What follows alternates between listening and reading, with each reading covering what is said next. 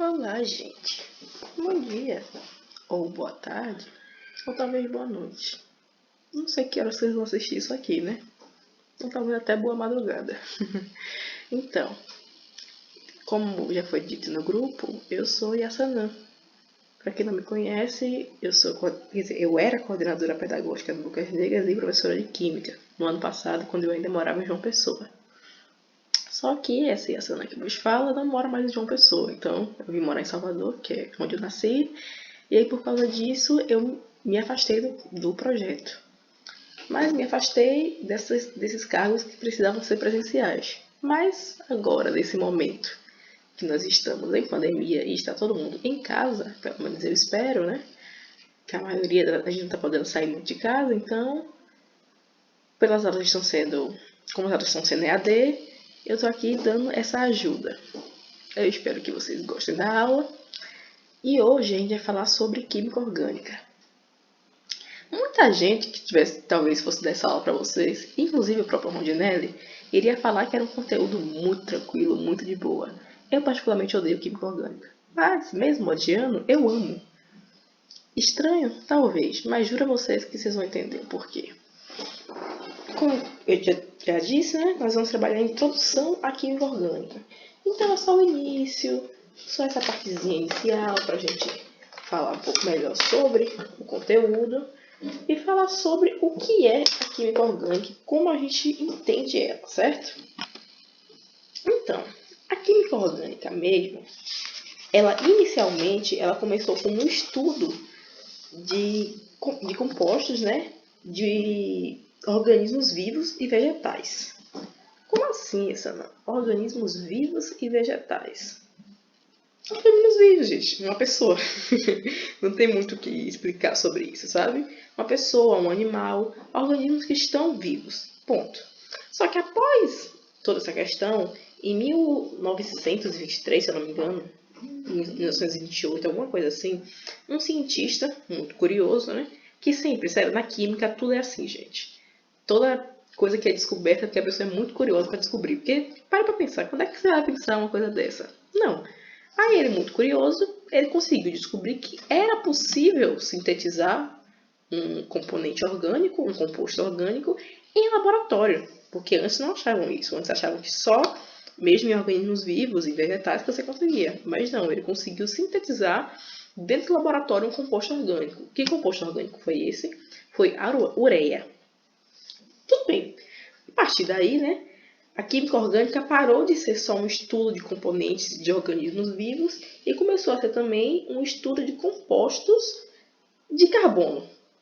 Isso sendo bem sucinta, querendo ou não, sabe? Esses elementos formados por carbono se tornaram o foco, a maior parte do estudo da química orgânica. Uma coisa que é importante sempre dizer é: todo composto orgânico tem carbono. Sim, todo composto orgânico tem carbono. Mas nem todo composto que tem carbono é um composto orgânico, certo? Certo, vamos gravar isso aí que é importante. Então, né? O carbono e por que ele é tão importante assim? O carbono, ele é extremamente variado, porque você consegue achar ele em diversas formas, diversas mesmo, como diamante, você consegue achar o carbono como grafite, como plástico, em remédios, tipo, se você pensar um remédio aí, aspirina, é um composto carbônico, que é um composto orgânico no caso. A grafite, né? Essa grafite mesmo que você tem, que você usa para escrever, é um composto orgânico, sabe? O plástico, tudo isso ele está presente. Então, o carbono em si ele é um elemento muito importante. E por que ele é o foco da química orgânica? Inicialmente é porque o carbono ele é tetravalente. E o que é o composto tetravalente? É que ele tem a possibilidade de fazer 4 ligações. Como assim 4 ligações? 4 ligações. Ele vai ter lá e ele vai conseguir se ligar a 4 elementos. Pronto. Dentro da química orgânica, normalmente esses elementos são hidrogênio, oxigênio, nitrogênio, enxofre e fósforo. Talvez o que vocês mais vão conhecer são os hidrocarbonetos, que é o composto de ligação entre carbono e hidrogênio. Mas ele também pode se ligar a esses outros. Tanto fósforo, quanto enxofre, quanto nitrogênio, quanto oxigênio. Certo? Certo. Eu acho que eu não estou falando muito rápido, mas se eu tiver, no grupo a gente conversa sobre isso, que eu vou tentar cada vez mais falar da forma que vocês acharem melhor. Tranquilo? Tranquilo. Vou passar.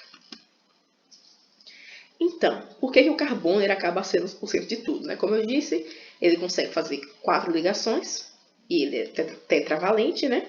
E além disso, ele tem essa propriedade de encadeamento. O que é essa propriedade de encadeamento? Essas grandes cadeias moleculares que ele forma para formar um composto. Então, tipo, é óbvio, quando a gente olha e pensa na grafite. Bom, tá ali a grafite prontinha para você. Você não olha, você não vê um carbono ali, certo? Certo. Isso, querendo ou não, é porque todo elemento químico é assim, né? Você fica olhando as coisas e fala assim, nossa, tal, sei lá, no plástico é cheio de carbono, é cheio de tal coisa. E você não consegue ver o elemento, certo? Beleza. Mas essa propriedade de encadeamento é o que faz esse elemento ter forma, entendeu? Porque ele forma uma cadeia tão grande que ele vai conseguir formar alguma coisa. Tranquilo? Tranquilo. Então, né? Esse é o carbono tetravalente, como vocês podem ver aí, ó. É possível fazer, né? As 4 ligações. 1, 2, 3, 4.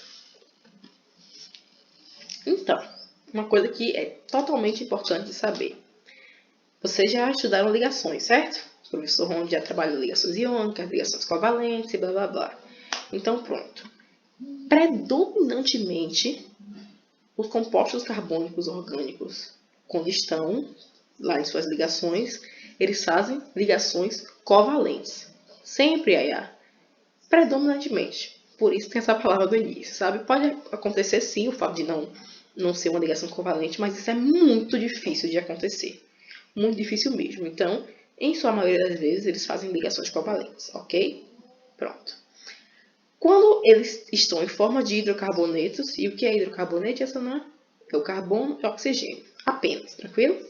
Quando eles estão nessa forma, eles são apolares. Então, quando eles forem hidrocarbonetos, eles só vão ser apolares se for dessa forma. Tranquilo? Tranquilo.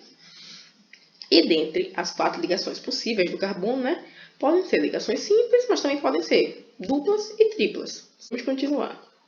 Então, como eu disse, dos compostos orgânicos, né, nós temos o carbono como centro, mas esse carbono pode estar ligado tanto a hidrogênios quanto a halogênios. Os halogênios normalmente são flúor, bromo e iodo, certo? São os 3 que eles também se ligam bastante. E aí, tanto ao oxigênio e ao enxofre, quanto ao nitrogênio e fósforo. Então, se a gente abrir a tabela periódica, a gente vê que o nitrogênio está na família 5A, o oxigênio e o enxofre na família 6A e o flúor, bromo e iodo na família 7A. Quando a gente aprende só aquele básico de tabela periódica, então a gente já sabe que o flúor, bromo e iodo vai fazer uma ligação só. Logo, se ele vai fazer uma ligação só, ele vai ser chamado de monovalente. Tanto ele quanto o hidrogênio, que ele só vai fazer uma ligação, certo? Tanto hidrogênio, flúor, bromo e iodo. Vai fazer uma ligação, certo? Certo. O oxigênio e o enxofre, que é da família 6A, ele vai ser bivalente. A partir do momento que ele é bivalente, logo ele vai poder fazer 2 ligações. Tranquilo? Tranquilo. Se vocês olharem o quadrinho, eu aqui deixo a forma de como que eles podem fazer essa ligação, tá vendo? Aqui os monovalentes, aqui os bivalentes, ó. Podem ser 2 ligações simples, ou pode ser uma ligação dupla, ó. Aí tem o nitrogênio e o fósforo, que são da família 5A, e eles vão ser trivalentes. E a partir do momento que eles são trivalentes, essas são as possibilidades. Pode ser uma simples e uma dupla, podem ser 3 simples, podem ser uma ligação tripla, tanto faz, entendeu? E o carbono, ele não é nem mono, nem bi, nem tri, ele é tetravalente. Então, já que ele é tetravalente, ele vai ter diversas possibilidades. Tanto ele vai poder fazer 4 ligações simples, super tranquilo, quando ele vai poder fazer uma ligação simples em uma tripla, como pode fazer duas duplas, como pode fazer uma dupla e duas simples. Para você ver, ele realmente tem diversas possibilidades. Pronto. Depois da gente aprender isso aqui, a gente vai para uma parte que eu acho totalmente mais interessante. Como que esses compostos se apresentam? Então, ele pode vir de fórmula estrutural aqui, que você não faz ideia de como é que está esse composto, mas você sabe que é C2H6, ponto. Como pode vir com essa fórmula aqui, fórmula de linha, aqui, para vocês verem como ele é totalmente aberto, de certa forma. Então, fórmula de linha, fórmula estrutural, sabe? O composto aberto. A gente vai ter diversas formas de se apresentar. Tranquilo? Tranquilo. E aí, vamos para a classificação do carbono. E o que é essa classificação do carbono?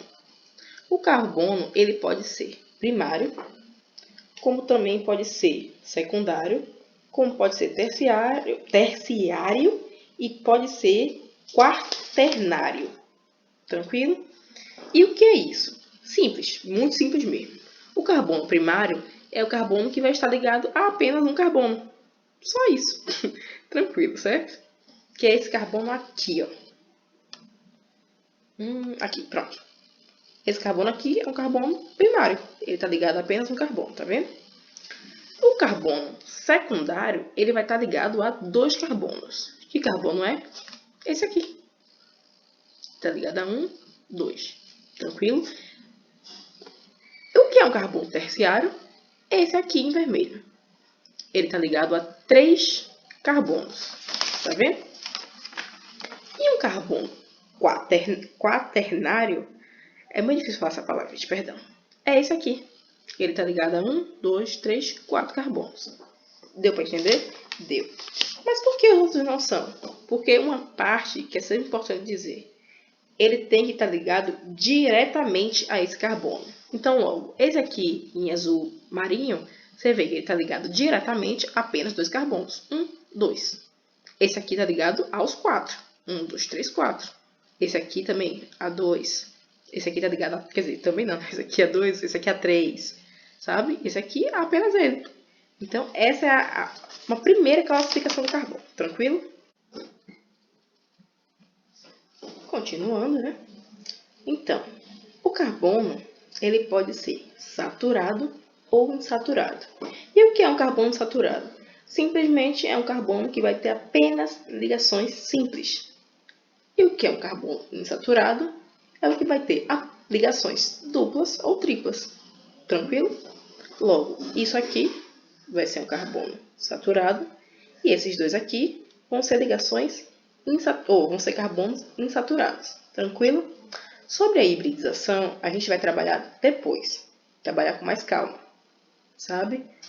Mas é sempre bom falar algumas coisas aqui que realmente a gente precisa pegar. Querendo ou não, essa parte de hibridização é um pouco mais complicada, então na próxima aula a gente vai trabalhar melhor. Mas, vocês já estão sabendo, o carbono ele pode ser saturado, que é esse carbono aqui, que é apenas ligações simples, e insaturado, que podem ter ligações duplas e triplas. Tranquilo? Tranquilo. Ok. A partir daí, a gente vai vir com uma coisa muito simples. Como eu disse, na próxima aula que a gente vai trabalhar já a parte mais complicada, né? Quer dizer, complicada não, mas a gente vai trabalhar a parte maior. Mas na química, quando a gente trabalha com química orgânica só com hidrocarbonetos, a gente vai ter uma nomenclatura. E o que é essa nomenclatura? A gente vai ter um prefixo, um intermediário e um sufixo. Apenas. Começando pelo sufixo, é bem tranquilo. E como é um hidrocarboneto, nós vamos ter o sufixo O. Logo, todo hidrocarboneto vai terminar com isso aqui. Um intermediário é o que vai indicar o número de ligações que aquele carbono está fazendo. E o que seria isso? Pronto. Se você tiver um carbono com apenas ligações simples, vai ser AN. Ok? Ok. Se tiver um carbono com ligações duplas, vai ser EN. Se tiver com ligação tripla, IN. Se tiver duas ligações duplas, DIEN. Ligações triplas, DIN. Só que aí vem um prefixo, que é esse aqui que vai mudar a depender da quantidade de carbonos que nós temos na nossa cadeia. Se tiver um carbono só, MET. Se tiver 2 carbonos, ET. Se tiver 3 carbonos, PROP. Se tiver 4, BUT. Tinha uma música que eu aprendi que era é o tal de MET, ET, PROP, BUT. Pra você gravar, que é 1, 2, 3 e 4. Isso funcionava? Às vezes, porque era um pagodinho e ficava na minha cabeça uma hora, sabe? E é isto. 5 pent, na verdade. 6 hex. 7 et. 8 oct. 9 non. 10 dec. É você lembrar de futebol, gente. Sabe? Do pent para baixo, é só você lembrar de futebol. 5 pent. 6 hex. 7 ept. 8 oct. 9 non. 10 dec. Tranquilo? Então, pronto. Se nós temos um composto orgânico de um carbono só, qual vai ser o nome dele? Metano. Apenas. Metano. Tá vendo? Se tiver um composto com 2 carbonos de ligações simples, etano. Se ele tiver uma ligação dupla, eteno. Tranquilo? Beleza. Se for prop. Se for um prop de ligações simples, propano. Se for um prop de ligações triplas, propino. De ligações duplas, propeno. Então é só a gente... São coisas assim que, se a gente estudar, é bem tranquilo. É bem tranquilo mesmo, não é uma coisa difícil, certo? Então, a nossa aula de hoje vai terminar aqui. Só para vocês, querendo ou não, pegar um pouco dessa situação do que é o carbono, como ele pode se ligar, que vai ser primário, quaternário, blá blá blá, e tudo mais. E aí na próxima aula a gente vai trabalhar um pouco mais sobre hibridização e sobre como esse carbono realmente vai se apresentar para o Enem, tranquilo? Mas nada disso não é importante. Tudo isso, querendo ou não, é importante sim, porque no Enem vai cair bastante nomes dos compostos. Então, se você sabe isso, você já, acredite, já sabe assim, metade da questão. Porque você saber o nome de um composto, você pegar isso na sua cabeça, é uma coisa que você pega e você vai perceber que você vai acabar gravando, sabe? E é isso, gente. Muito obrigado para quem escutou até aqui e para quem teve paciência, tá bom? Até a próxima e beijo para vocês, tá bom? Tchau, tchau!